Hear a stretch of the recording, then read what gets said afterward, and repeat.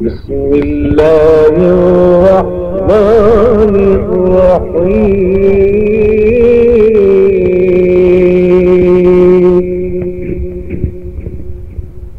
الرحيم الله الذي أرسل الرياح فتثير سحابا فسقناه إلى بلد ميت فأحيينا به الأرض بعد موتها كذلك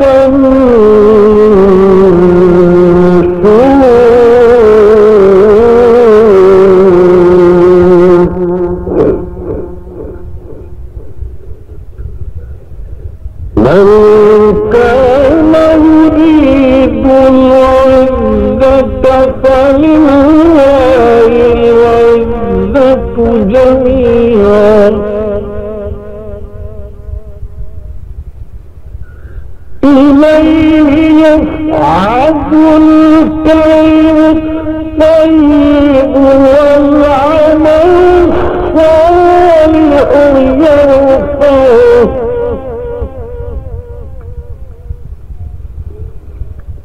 والذين يمكرون السيئات لهم عذاب شديد ومكر أولئك هو يبور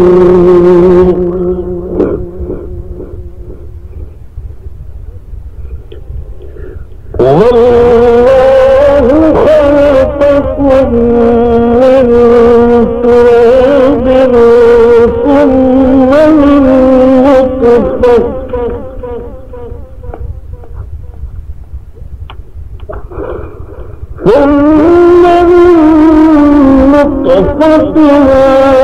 ثم جعلكم أزواجا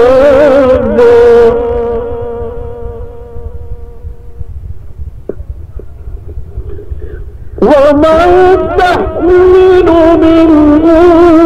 أنثى ولا تضع إلا بعلمه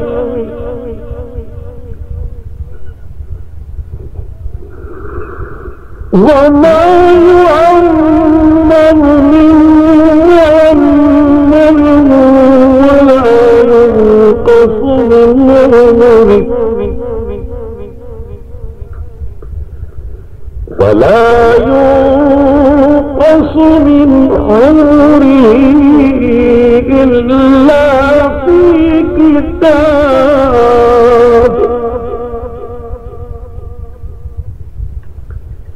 إن ذلك على الله يسير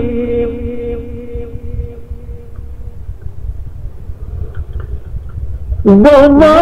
يستوي البحران هذا عذب فرات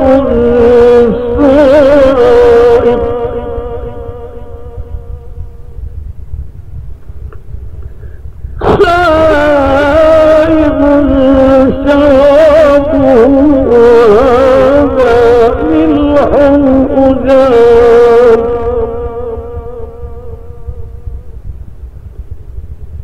ومن كل تأكلون لحما طريا وتستخرجون حلية تلبسونها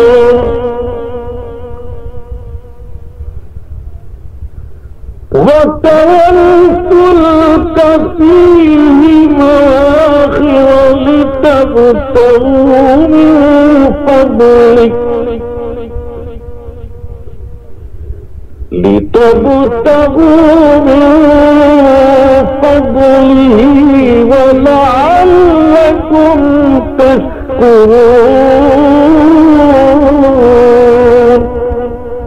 صدق اللہ العظیم۔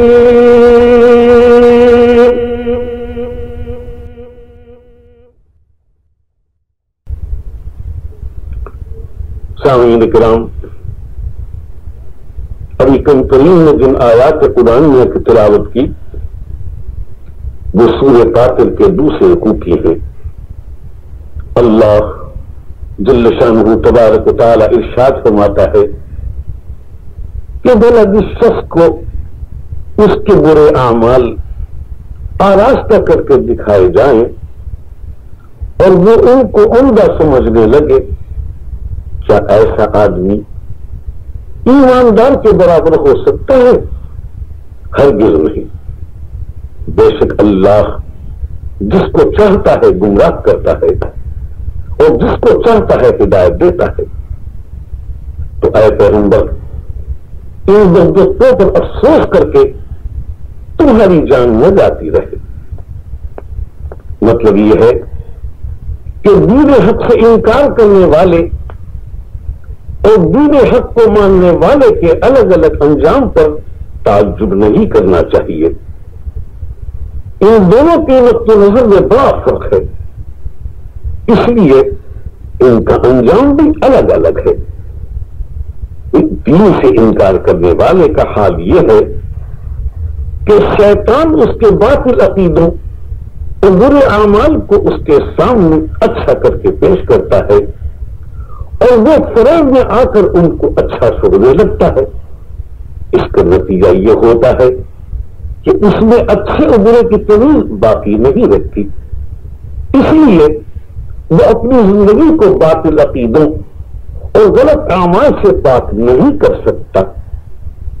اس کا انجام بھی برا ہوگا۔ اس کے برخلاف ایمان والے کا دل و دماغ ایمان کے نور سے روشن ہوتا ہے، وہ نیک و بد اور اچھے اور برے میں تمیز کرتا ہے، اپنے عقیدوں کو صحیح اور اپنے اعمال کو درست کرتا ہے، اس لیے اس کا انجام بھی اچھا ہوگا۔ حضرت صلی اللہ علیہ وسلم کی تسلی کے لیے فرمایا کہ جب اتنا سمجھانے پر بھی لوگ سیدھے راستے سے نہ آئیں تو تم ان کی گمراہی اور تباہی پر غم مت کرو۔ حقیقت یہ ہے کہ ہدایت اور ضلالت کا رشتہ اللہ تعالیٰ ہی کے ہاتھ میں ہے۔ جب شیطان کے بہکانے سے ان لوگوں کی عقل ماری گئی اور ان وقتوں نے سرکشی پر کمر باندھ لی تو اللہ تعالیٰ نے بھی ان کو گمراہی میں چھوڑ دیا۔ اس کا قانون یہی ہے کہ وہ سرکشی اور نافرمانی اختیار کرے اس کو اسی حالت میں چھوڑ دیتا ہے اور دوسری راستوں پر چلنا چاہے اس کو ہدایت دیتا ہے۔ الغرض اس صورتحال پر صبر کرو اور ان بدبختوں کے پیچھے اپنی جان مت بھلاؤ۔ اللہ تعالیٰ ان کے اعمال سے واقف ہے، وہ خود قیامت کے دن ان سے حساب لے لے گا۔ اس کے بعد فرماتا ہے کہ اللہ ہی تو ہے جو ہوائیں چلاتا ہے، پھر وہ بادل کو اٹھاتی ہے، پھر ہم اس کو ایک بیگان شہر کی طرف چلاتے ہیں، پھر اس سے زمین کو اس کے مرنے کے بعد زندہ کر دیتے ہیں۔ اسی طرح قیامت میں آدمیوں کا جی اٹھنا ہے، یعنی اللہ تعالیٰ کی شان یہ ہے کہ اس کے حکم سے ہوائیں بادلوں کو اٹھاتی ہیں اور ادھر ادھر لے جاتی ہیں۔ بادل ایسی زمین پر پہنچتے ہیں جو سب زمین سے خشک ہو کر مردہ ہو گئی تھی اور اس پر ایک پودا بھی نہ تھا، پھر پانی برستا ہے اور ہم دیکھتے ہیں کہ اس کے بعد زمین پودوں اور گھاس پاس سے لہلہانے لگتی ہے۔ جو لوگ مرنے کے بعد زندہ ہونے میں تعجب کرتے ہیں ان کو اس صورتحال پر غور کرنا چاہیے اور سمجھنا چاہیے کہ جس طرح زمین سے پودے اور درخت نکل پڑتے ہیں اسی طرح ایک دن اس سے آدمی بھی اٹھ کھڑے ہوں گے۔ اس کے بعد فرماتا ہے کہ جو شخص عزت کا طلبگار ہے تو یاد رکھے کہ سب عزت اللہ تعالیٰ ہی کے لیے ہے، اسی کی طرف پاکیزہ کلام چڑھتا ہے اور نیک کام اس کو بلند کرتا ہے، اور جو لوگ دین کے خلاف بڑی تدبیریں کرتے ہیں ان کو سخت عذاب ہوگا اور ان کی تدبیریں بیکار ہو جائیں گی۔ بات یہ ہے کہ عزت و بڑائی حاصل کرنے کا جذبہ انسان میں فطری ہے۔ فرمایا کہ اگر تمہارے دلوں میں عزت حاصل کرنے کی خواہش ہے تو سنو کہ عزت و عظمت کا سب چشمہ تو اللہ تعالیٰ کی ذات ہے، جس کسی کو عزت و بڑائی ملی ہے اسی کی بارگاہ ملی ہے، لیکن یاد رکھو کہ اس کی بارگاہ میں عزت پانے کا ذریعہ پاکیزہ کلام اور اچھا کام ہے، یعنی کلمہ طیب پڑھو، اس پر دل سے یقین رکھو، قرآن پڑھو، اللہ کو یاد کرو اور شریعت کے احکام کے مطابق نیک کام کرو، تو پھر دنیا اور آخرت کی ساری عزتیں تمہارے قدم لیں گی۔ لیکن جو لوگ اللہ کے رسول صلی اللہ علیہ وسلم اور اس کے دین کا مقابلہ کریں گے اور ان کے خلاف تدبیریں سوچیں گے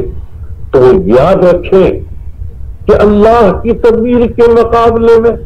ان کی تدبیریں ہرگز کامیاب نہ ہوں گی اور دنیا اور آخرت میں ان کو سخت عذاب بھگتنا پڑے گا۔ اس کے بعد ارشاد ہوتا ہے کہ اللہ تعالیٰ کی قدرت پر غور کرو کہ اس نے آدم کا پتلا مٹی سے بنایا، پھر نطفے سے پیدائش کا سلسلہ قائم کیا اور مرد اور عورت کا جوڑا بنایا تاکہ قیامت تک آدم و حوا کی نسل چلتی رہے اور زمین آباد رہے۔ اللہ تعالیٰ کے علم کی وسعت کا اس سے اندازہ کرو کہ حاملہ عورت کے پیٹ میں حمل پر جو تغیرات گزرتے ہیں وہ سب اسی کے علم سے ہوتے ہیں۔ اسی طرح یہ بات کہ آدمی بڑا ہوگا اور چھوٹی یا بڑی عمر پائے گا اور اس پر کیا کیا حالات گزریں گے، یہ سب کچھ ہی اس کے علم میں ہے اور اس نے پہلے ہی سے لوح محفوظ میں لکھ دیا ہے۔ اللہ تعالیٰ کی علم کی وسعت پر تعجب مت کرو اور اس کو اپنے علم کی طرح محدود نہ سمجھو، بھئی اس کا علم ذاتی ہے اور بہت وسیع ہے، وہ کائنات کی ہر چھوٹی بڑی اور ظاہر اور پوشیدہ چیز سے واقف ہے۔ اللہ کی قدرت کی ایک نشانی یہ بھی ہے کہ دریاؤں میں دو طرح کا پانی بہتا ہے، بعض دریاؤں کا پانی میٹھا اور خوشگوار ہوتا ہے جس کو پیتے ہیں تو پیاس بجھتی ہے، لیکن سمندروں اور بعض کنووں کا پانی کھارا اور بدمزہ ہوتا ہے۔ اللہ تعالیٰ نے سمندروں اور دریاؤں میں انسان کے لیے بہت سے فائدے رکھے ہیں، ان سے تازہ تازہ مچھلیاں پکڑ کر کھاتے ہیں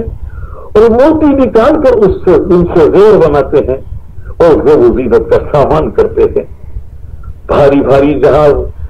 سمندر کے سیدھے چیرتے ہوئے چلتے ہیں جن کے ذریعے لوگ سفر کرتے ہیں اور تجارت کا سامان ایک ملک سے دوسرے ملک میں منتقل ہوتا ہے۔ اس تجارت سے لوگ ہزاروں روپئے کماتے اور اپنی معاشی حالت بہتر کرتے ہیں، تو لوگوں کو چاہیے کہ ان نعمتوں پر اللہ تعالیٰ کا شکر ادا کریں۔ وآخر دعوانا ان الحمدللہ رب العالمین۔ السلام علیکم۔ بات میں تفصیل آپ سن رہے تھے۔